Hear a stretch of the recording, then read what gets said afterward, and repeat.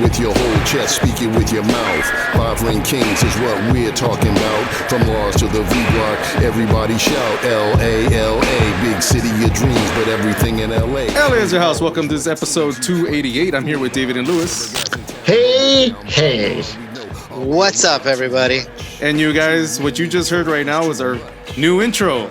And our new intro made by Jihad the Roughneck and Private Peep Show, our listeners and friends to the show. How do you guys like it? Dude, incredible. I love it. So it's getting added to my game day playlist for sure. For sure. No, I love it. I've listened to it too many times. I love the lyrics. It's perfect to me. I was ready to be all angry and depressed at the episode, and then the intro pops in. I'm like, oh, now I'm hyped. I can spin this in a good way. Here we go. Yeah. Let's go. Yeah. No, it exactly. definitely gets me hyped. I mean, I love it. It's gonna sound great coming in and out for the pod going forward. So I love it. Yeah. This is going forward. The intro is going to be a little bit shorter. We played it a little bit longer this time around, but it's going to be a little bit shorter in the intro. And then I've been talking to them. Then we're probably going to make a video for it. So we've been talking. Ooh. So that'll be really fun to do. Can we hire cooler llooking actors than to play us though? Oh, I didn't say we were in the video. Oh, okay, good. Okay. I was like. I'm not. Yeah. Maybe I could just whip. I could whip pan to David, and he goes. That would be perfect. Oh man, yeah. So no, yeah. I love that. I love that. Thank you guys. Thank you, Jihad the Roughneck and Private Peep Show. If you guys check them out, they're on SoundCloud, and you could probably find them on Instagram and everything too. I'll put the details on our website and everything as well. Yeah. So yeah, no. Thank you so much, you guys. Great intro. We love it. Now back to our regular scheduled programming. No, let's keep talking about the intro. Fuck the Galaxy. Well, I mean, here we go. This is our first episode back for the actual season opener this year, 2023, guys. Didn't start it off in the right foot. Not anything that I like to see. What are you guys? How are you guys feeling today? How did you guys feel on the day? Feels like we're still in 2022, right? And 2021. Yeah. I mean, like before Ricky 2022. Yeah. No, yeah. I mean, it just, like I was telling you guys when we were talking about the preseason stuff, I was telling you guys it kind of felt the same way, like where we do okay in the first half and then we kind of just break apart in the second. And then at the same time, I was just like, that's preseason. There's you throw players around, it's not you're not too serious in the sense of completing an actual 90-minute game. But Jesus Louises, guys, but this that's game. That's what you always used to get on our case for, Bobby, is that me and Lewis were always like, yeah, the preseason games or the way that we play in preseason doesn't matter until it does, because you start to see the trends. And then sometimes they go away, and then sometimes they continue, and you see them, and then that's when it matters. Like you're like, I saw this in preseason. Your argument always in preseasons is that it never mattered. I always thought that it did matter at times. It never mattered until it doesn't matter until it did. Is what we kept saying. That doesn't make sense. Because if we see stuff, the bad stuff, and then it went away, then it didn't matter. Right? Yeah, but that's just then if we see the bad stuff, just selective, and then it continues, then that mattered. Okay. Right? Like the pattern is there. Anyway, it's not good. And look, we're not a complete team. We know this. This has been the narrative since the beginning of the year when we heard about the sanctions and all this stuff. They were going to have to get all these things together quickly, and then multiple wrenches got thrown into the mix. We're losing Grand Sear, losing Julian Araujo, even though we were all happy for him. We knew that was going to leave a big hole for us. Mm-hmm. It's going to be a massive thing for us to fill. It's already showing. It already showed. We have reinforcements on the way, but we don't have them, on the field yet. And then some of the starters that are there are not performing the way that we think that they should. And we're hoping that all gets worked out and they start to round into form, when the season really starts to hit that middle part. But it's early days. It's the first game of the season. It's the first game. It's against Dallas. We always mess up in Dallas. So, Lewis, you know the stat. I think on the broadcast, they said that we haven't won there in 8 games. oh, there was this whole big narrative about it. Lewis, where's that infographic that you sent us?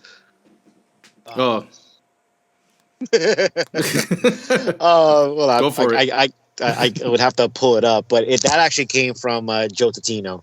So he's the one who tweeted all that stuff out. But yeah, it's. I think the last stat that I saw from the game was that Dallas becomes the first team to beat the Galaxy or to not lose to the Galaxy in 8 home games or something. Something that hasn't been done. The Galaxy again. We're part of history, right? And again, and it falls under 2015 and on, right? Because I don't think we've played less. That cannot date back to pre-Klein years. So there was a. I'll ask David here because I know Bobby usually stays off of social media. Did you see the reaction during the second half, during the game and after the game, David, on Twitter? Maybe. I mean, not really.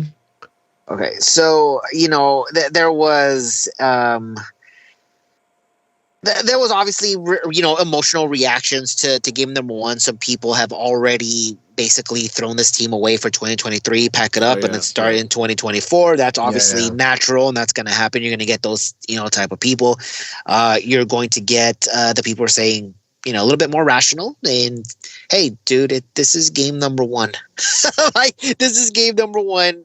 Let's not overreact. And of course, that's where you start getting the, we'll put it nicely, the debate on Twitter going back and forth as to who's right and who's wrong and the way this team is going and blah, blah, blah. So as I'm reading all this, obviously I'm not about to throw away the season after 1 game.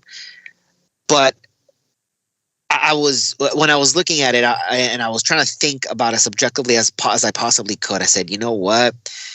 You're wrong in throwing away this team already after 1 game. But the overreaction, I don't think is necessarily an overreaction, because if you're a Galaxy fan, this isn't a fresh start with game number 1. This is a continuation of arguably the past decade, right? So I think it's compounded by all the other off the field stuff that's happening. Exactly. If all of that stuff had been resolved in the way the Galaxy fans wanted to be resolved, and we came out and we found our faces like this, I don't know if it would be the same, or if we would be. I think it kind of would. I mean, I think the expectation on the field, even outside of everything else going on, it really fell flat, and I think everybody still would have seen it that way, and they still would have seen it very upset, because honestly, this season that game, that team looks worse than how we ended this last season. So do you guys think that the air got taken out of the balloon a little bit because we didn't face LAFC at the Rose Bowl, because that game got postponed? Like, my line of thinking was, they're going to get hyped up for this game, and then it didn't happen. They're going to have this pent up energy, and they're going to want to release it on the next thing that's in their path, being Dallas. And in hindsight, you go back and you look at it and you go, well, they actually kind of fell flat, maybe because they were having this, this big buildup into something, and they didn't have a place to put it. Maybe. I think personally, I don't think so. I think Lewis was gonna say, like, Ricky came in. He was one of the most exuberant player out on the field, I guess. Yeah, he celebrated a goal. It wasn't his. Yeah, that wasn't his. It just. I forgot where I was going with this. Lewis, you go. I forget where I was going with this.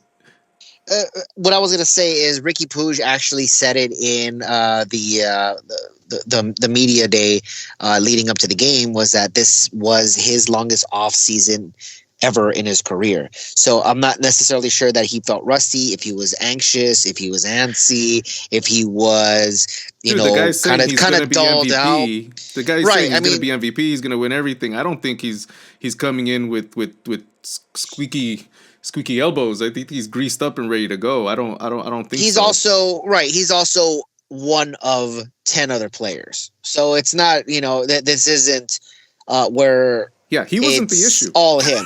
And yeah, he wasn't. I mean, of all the issues that you could have done, him and Brugman and Delgado, which we have all kind of praised through last season, through this off season, depending on how you want to see it, because obviously they are literally surrounded by people below them, I guess. You have the back line, and of course you have Jovic, who started off doing his thing. But they are arguably, and it may not look at it on paper the way this thing goes down or the way the game went, but they're arguably one of the best midfield trios in the league. And the thing is that, where's that back line, right? And then of course they're also dependent on. I'm sorry, they're not dependent on, but the forwards are dependent on them. Okay, get me the ball in a good position, fight me on the run, do all that stuff. But there's also that, that winger that we are lacking. That is obviously, you can very much tell that they sorely miss. It was missing. Like it was the huge gaping hole. Yeah, it was the center of the donut. You could tell. So that's what they're missing is the winger. But Bobby, what were you gonna say? Yeah, sorry. What was I gonna say? I have so many things to say. I mean, look at that back line was just in shambles. I mean, I've never seen Martin play so bad. I know everybody was on Raheem's ass on a lot of the occasions, but I also think Mavinga made an insane amount of mistakes. He should have been there to pick up certain mistakes that happened, leading up to him. But yeah, I mean, it was really bad. And then look at, again, the same issue always. Our forward out on an island. Jovic. Can't get anything. Ball's not getting to him. I was just going to ask you guys about that. How do you guys feel? I mean, Jovic, obviously he scored the goal. How do you guys feel about his performance? I agree with Bobby. He was on an island, but he did he was what he also could. kind of. I actually think that going back and looking at the game. So Lewis is going to talk about how the Galaxy in the first half were pretty dominant. And looked I didn't say dominant for about 45 minutes. No, he didn't say that. They look good for 45 minutes.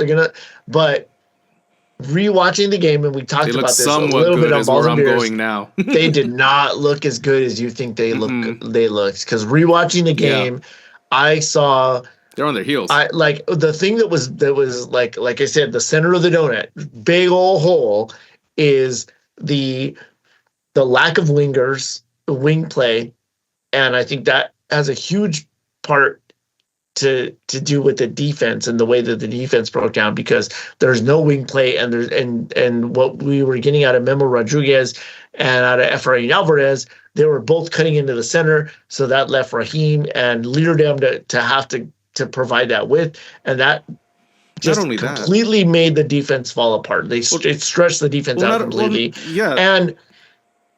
And that left Mavinga and Cáceres, who have never played together, completely like in disarray. But more importantly, what stuck out to me is Dejan Jovic needs a partner. He needs a partner, because the best thing that Dejan does is pop up in spots for that second ball, or to get the pass that nobody was really paying attention to getting to.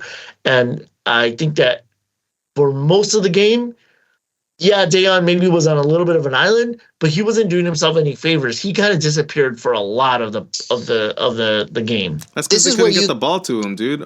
This is where you give Dallas credit here, because I feel off. I mean, again, I didn't rewatch the game. I honestly didn't want to rewatch the game. I'm not even gonna lie.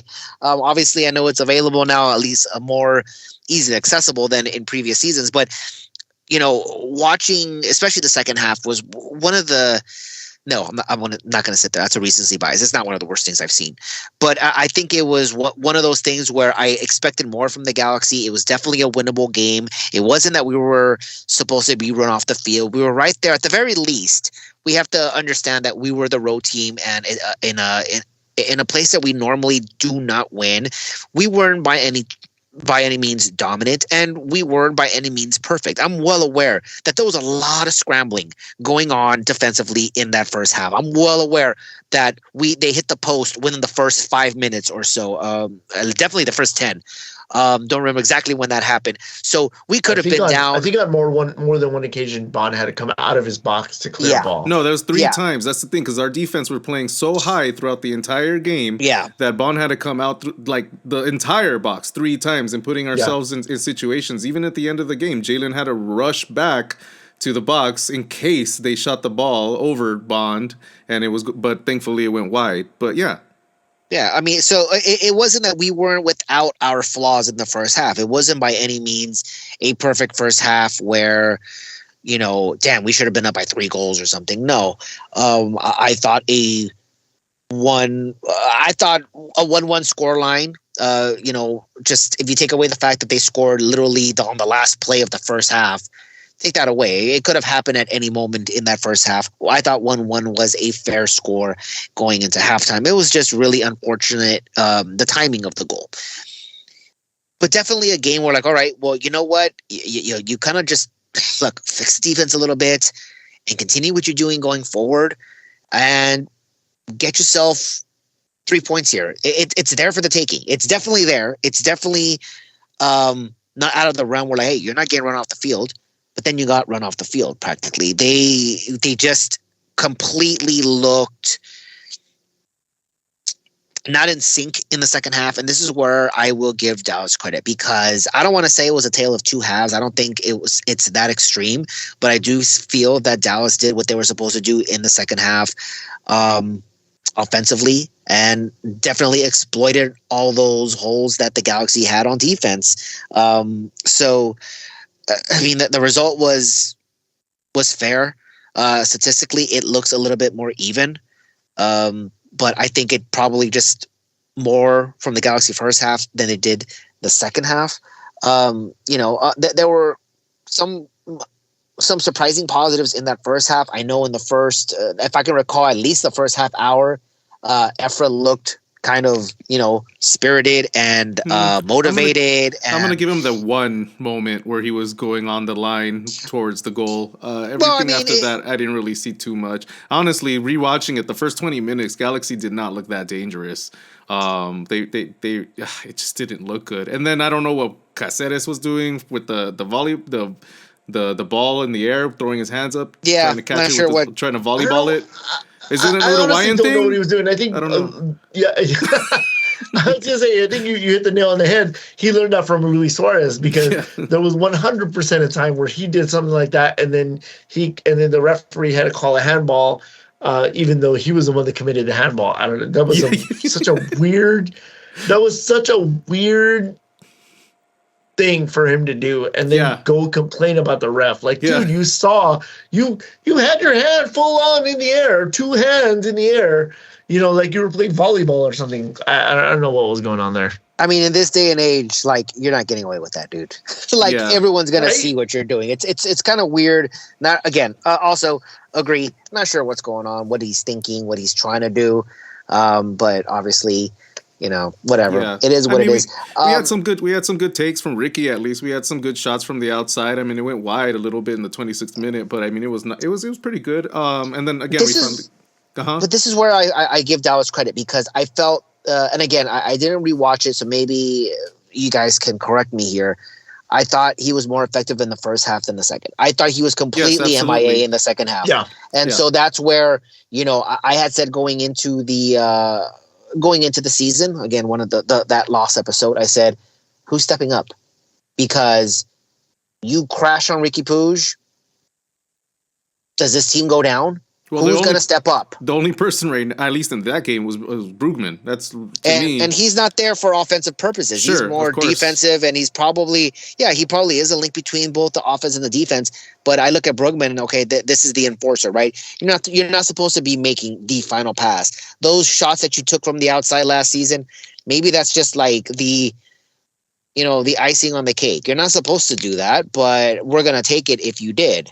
Well, remember we got that Raveloson bump. Oh, right. The Raveloson header in the beginning of the season. Yeah, you never when he saw first him again came after into the team. Right. Yeah. And so, I this is where I also feel, and I think this was a narrative that we were eventually pushing last season, is Greg Vanney got outcoached. Plain and simple. A little bit. He didn't know how to readjust. He wasn't making the subs at the correct moments. I feel like when Preston Judd came in, I thought that he was much better. He was more effective. He was more lively. Effective. He was trying to. He had a good shot. To create. Yeah. Yeah, it was on a difficult angle, but it was pretty good, I think. It would have been cool to see him score there. But again, and same thing with Jalen Neal. I thought once Jalen Neal came in, the defense kind of calmed down quite a bit. I feel like I don't know how to feel about this because Dallas scores the third goal. Vanney immediately makes some subs. I'm not sure if this is reactionary. I'm not sure if this is throwing in the towel because you're down 3-1. You need goals. It looked like throwing in the towel for me. And you brought in Jalen Neal, which is fine. This kid needs minutes. He, if I had to take a guess, everyone's talking about Efra being the breakout season. No, we've been saying that for like 20 years. Okay, yeah. He's not gonna have his breakout season. Okay, well, I said it last season. He's officially a bust.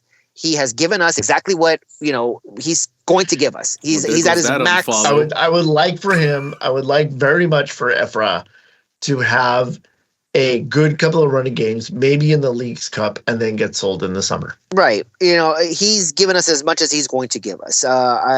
Everyone's keeps saying it. It's done. My money was always on Jalen Neal being the breakout star this season. So he was brought in. I'm like, okay, we need a goal. You don't need to put in a defender. It's kind of weird. He also did bring in Daniel Aguirre and then Tyler Boyd 5 minutes after that. So he essentially made like 3 subs within 5 minutes after the third goal. Probably should have done it before that third goal was scored anyway. That's the way it stopped. And then 77th minute, you definitely can tell he threw in the towel. And that's when, again, you need a goal, but you're bringing in, once again, Zabaleta. So now you're taking out your 2 center backs and you substitute them for Zabaleta and Jalen Neal. Obviously, at that point, you have to figure that they were throwing in the towel. And then, of course, that's when Preston Judd came in as well. So they came in the 77th minute. So the third goal was scored in the 64th. He made the first 2 subs in the 65th, then the 71st. So literally 13 minutes after the first goal was scored, that's when Judd and Zabaleta came in, and you kind of figure he's throwing in the towel. Like, he's done. He's there's literally no reason to bring either Judd. I would understand he's an offensive player. Maybe that brings a spark. Absolutely no reason to bring Zabaleta. It's just kind of odd. So I'm not necessarily sure if this is let's throw in the towel. This game is done. No, let's but just go ahead and give minutes. That could have been a fitness thing. Or a fitness thing. Or a fitness thing still sounds like a throwing in the towel. It's still bad, yeah. Right? The other thing is that is this something that we're going to see Vanney do from now on? Is he going to be playing these kids a lot more often and not just for garbage minutes? Obviously, we can't tell after one game. We're gonna have to see what the trend is going to be as a season, right?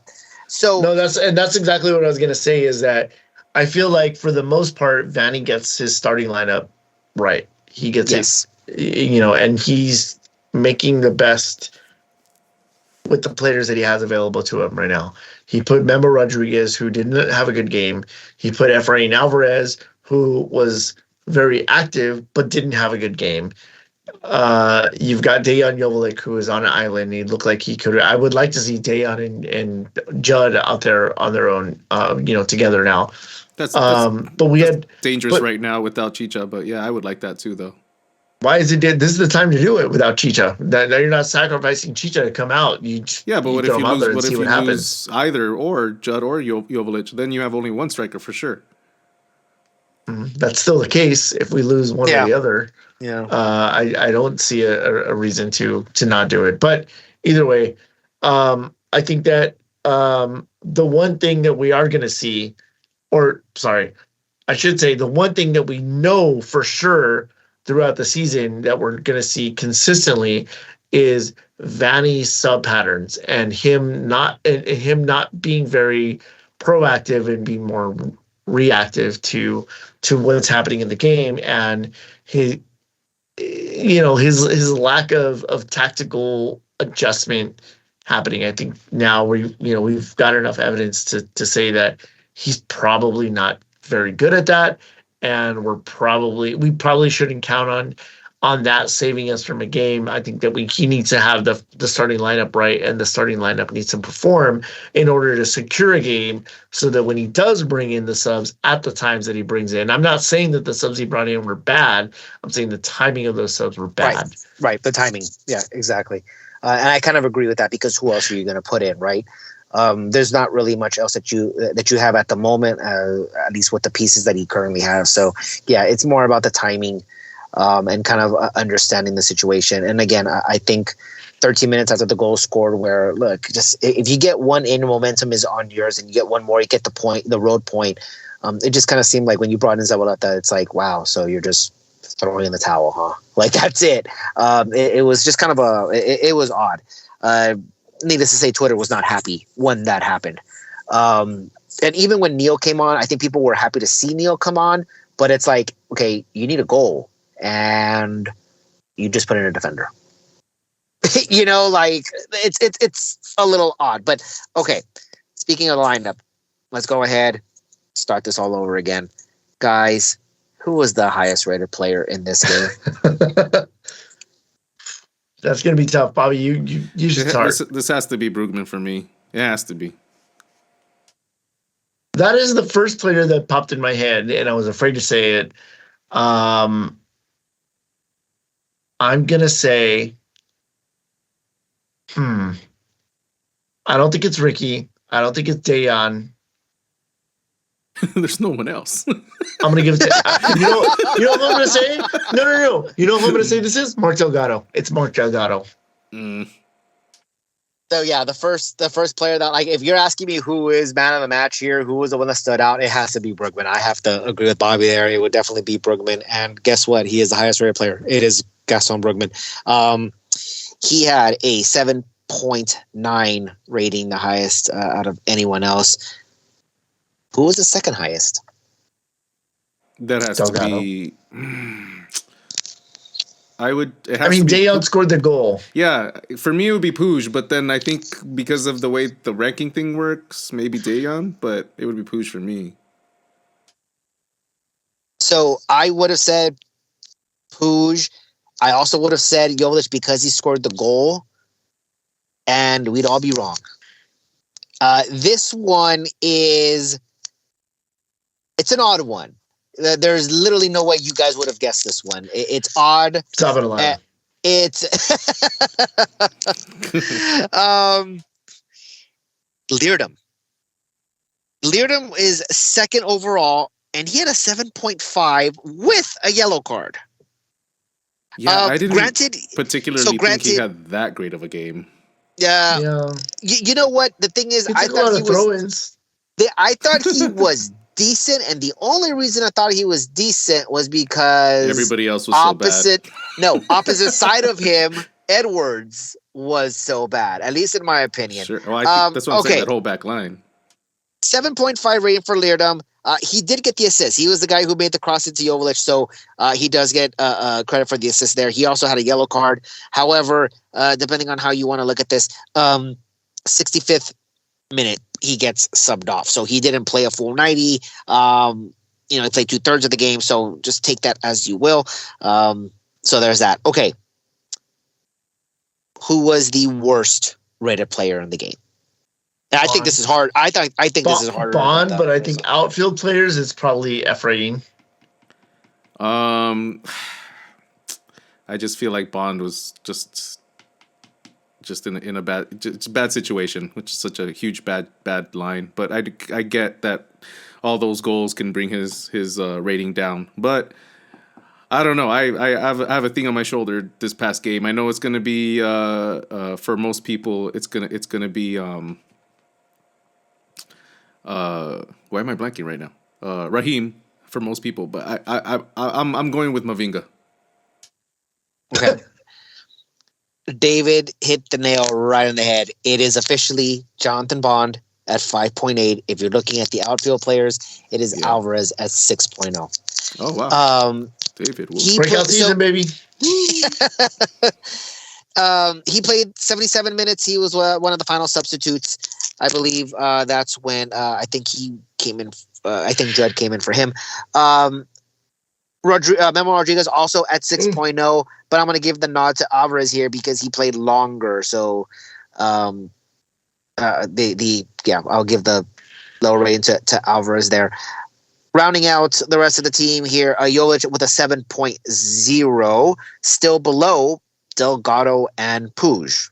7.4, 7.2, and Delgado had a yellow card. So he had 7.4. The back line, Leardom was the highest rated at 7.5. He played 65 minutes. Edwards had 6.9, which I thought was kind of high. I thought he didn't have a particularly good game. Mavinga 6.6, and the lowest rated defender was Cáceres at 6.3. Yeah, well, he did some wacky shit. I think all these ratings are pretty high, but yeah. Yeah, I mean, the thing is that this, well, if you look at Dallas, only one of the starters was in the sixes, and it was 6.7. Everyone else was higher than that. And what was Leggett? Leggett was 7.7. Yeah. I mean, let me run through the stats real quick because that's just my thing. We'll get that over with. 55-45 possession in favor of the Galaxy. So once again, more possession for the Galaxy doesn't necessarily mean more goals. It seems that I'm starting to see a trend here. I'm gonna have to start really just paying attention to this because I kind of feel I'm gonna go back to MLS games and just kind of keep the stat. It seems like the less possession you have, you're winning. That's what it kind of feels like. I'm going to have to go back this season. I felt that way last season. I even think that the previous season as well, especially when I started talking about expected goals. That's when I started noticing that possession hasn't really meant much. It usually, we now know it doesn't, but it just kind of seems like if you have the ball less, you seem to be winning the game, which means that you're doing more with the ball than the opposition. But you know what? I'm actually going to try to keep track of the entire league and how that plays. 13 shots for the Galaxy, 11 for Dallas. 6 were on goal for the Galaxy, 4 for Dallas. That Dallas might be way more efficient, right? So you can also you can kind of blame Bond, but not really because you. Yeah, I'm not blaming Bond here, man. I mean, I think we're blonde. I think where Bond is to blame here is in his distribution. I don't think that it was very good. Like I think that he ended up giving the ball to players in like pressure situations rather than setting him up for success. I think more often than not. So you can kind of blame Bond in that case because it all leads back to a chance for Dallas. I mean, I think the only image that I have of Bond in this game, there's 2. You can tell that he was frustrated. By the way, this is game number 1. Okay. Yeah. And he was frustrated already. You can tell he was very much frustrated. I think he even said it in the post game where he was like, dude, we did too much emergency defending. This is ridiculous, right? This is something that normally you would see a player say, yeah, you know what? It's just game number 1. We'll fix it. We'll get it. Bear with us. And we have some, shit to work out. It was too bad. But he was already you think about the way the team is set up. The way the team is set up is they're used to being able to play on the wings, and they had no wingers, and that leads to the defenders overcommitting to be able to make up the numbers in the front and then causing scrambles and emergency defending in the back. You also have Mavinga. You also have Mavinga and Cáceres, who have never really played that much together. Mavinga is still kind of new to the team, and there's that understanding is not there yet. You have Edwards underperforming and so that understanding is not there, and you have Leerdam, and you have Leerdam also not really being a consistent starter in the last season, and probably didn't expect to be a starter until a few weeks ago when we sold Julian Araujo, and I'm sure he's going to get out of the starting lineup once Caligari comes back in. So it's very makeshift in the defense. And even though the midfield is, as you say, Lewis, one of the, should be one of the best three midfields in MLS, they have not done a good job of protecting that back line in this game. I think this is also a Vanny thing.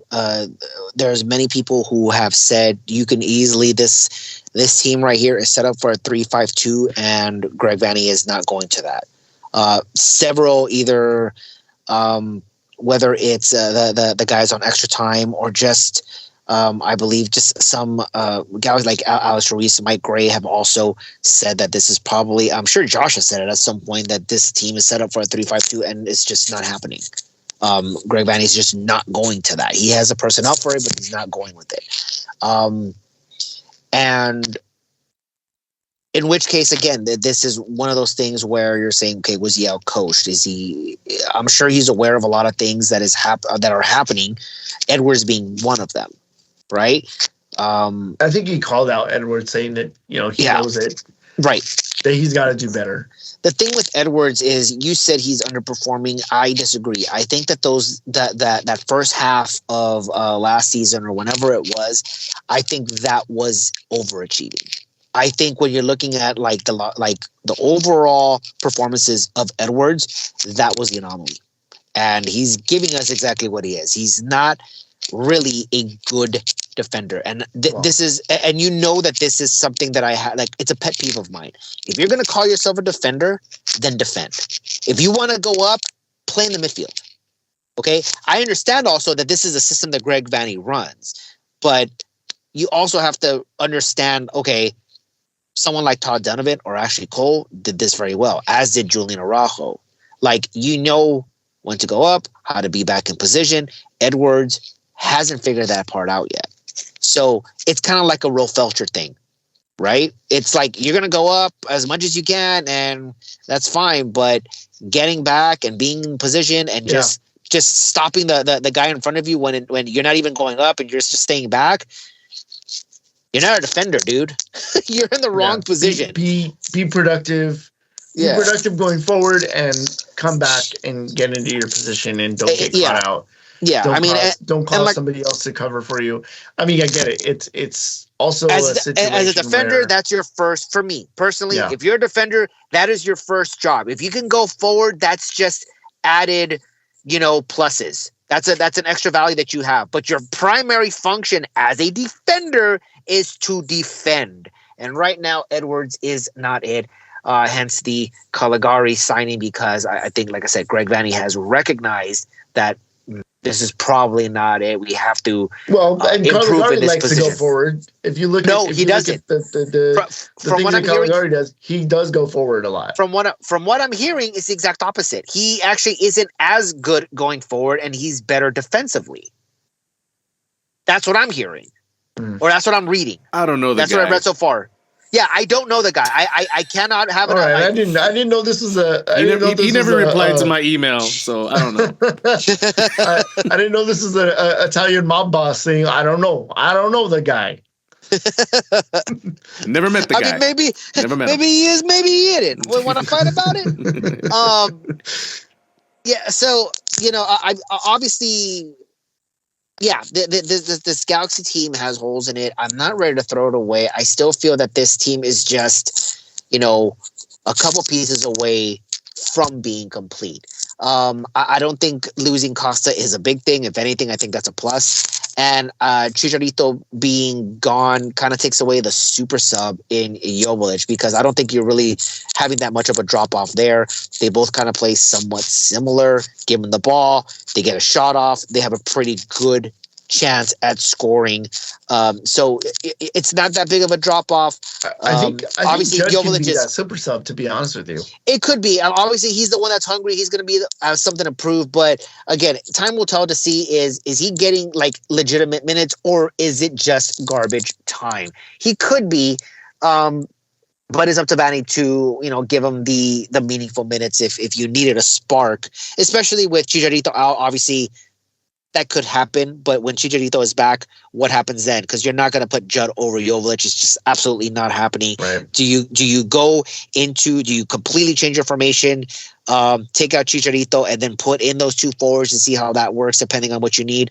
You didn't do it really in this game, so until it was too late. So like I said, it's still very early in the season. I understand the reaction to it. It's not just one game. It's a continuation. It's everything that's happening off the field.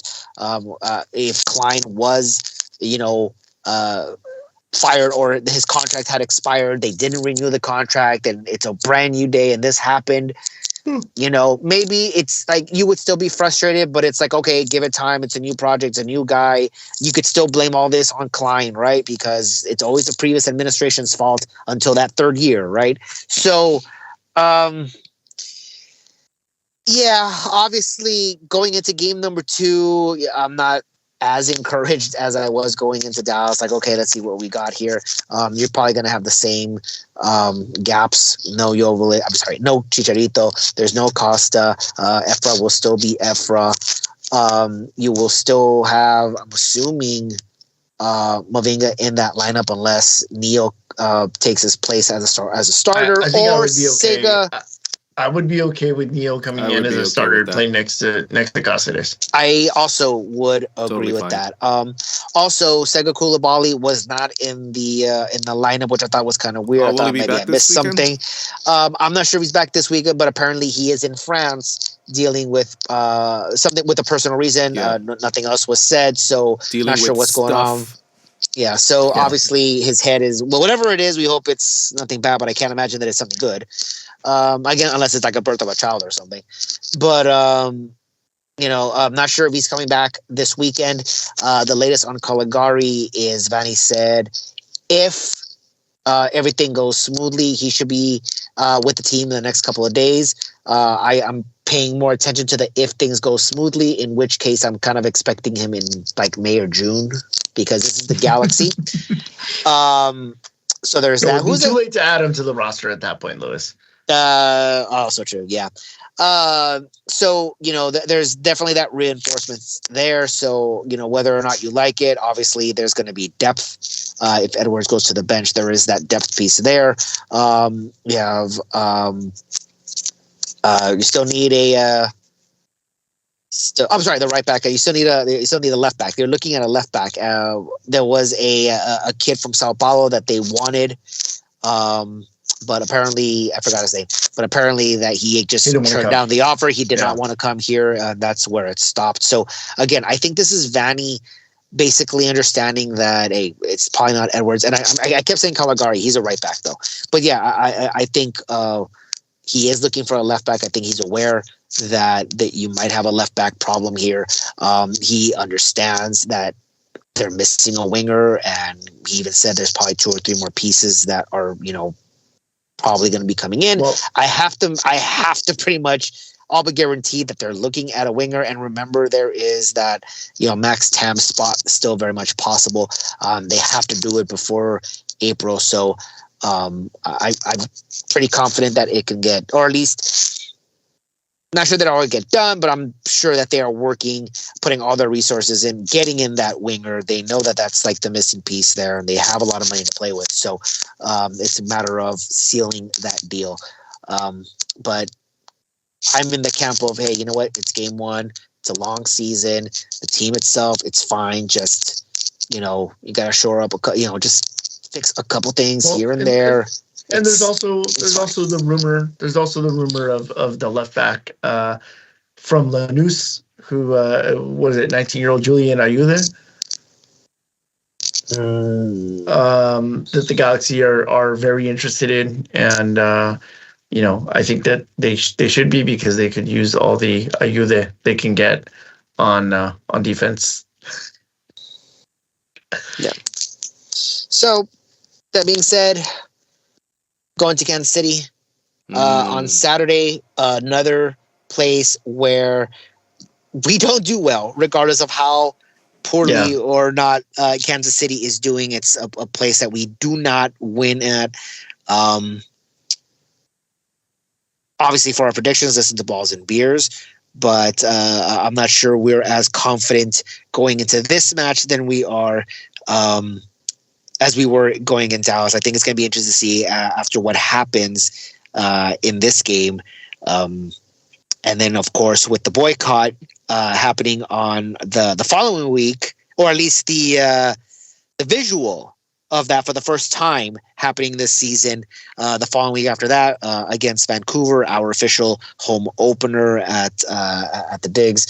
And watch out, because Vancouver just laid another team to waste today in Champions League. So yeah, that's coming for us. Yeah, so it's going to be interesting to see that first game, because I think this is what I had said. Look, if you start off 0-2 and you go into that home opener, and then you have the boycott, and if you listen to the episode with when we had Andrew and Manny on here, they do have a protest stage that day outside the stadium, presumably the entire game, and that's obviously should be covered by the MLS media, and so you'll have a visual of the no supporter groups in that section on that day.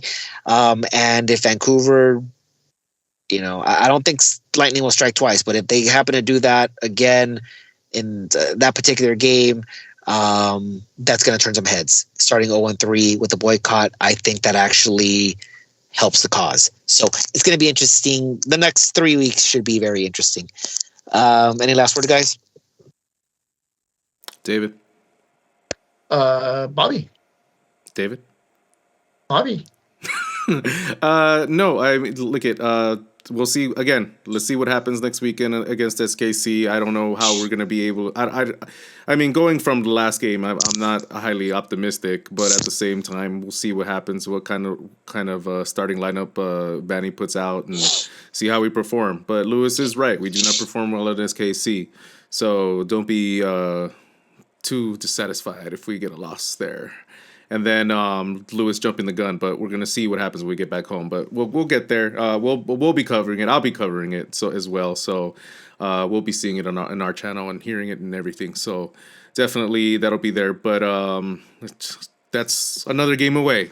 Lewis is just waiting to get there. Kansas City's first. Kansas City's first. All right, guys. Well, as David, do you have anything? One more last thing to say before we end the show? huge amount of love and thank you to Jihad the Roughneck and Private Peep Show for the theme. I cannot wait for everybody else to hear it. Yep. Well, thank you guys. Thank you very much. Thank you for listening to LA is Our House. This is episode 288. This is David and Lewis saying goodbye. Good night. Thanks for listening. Flying out. And this is Bobby. Bye.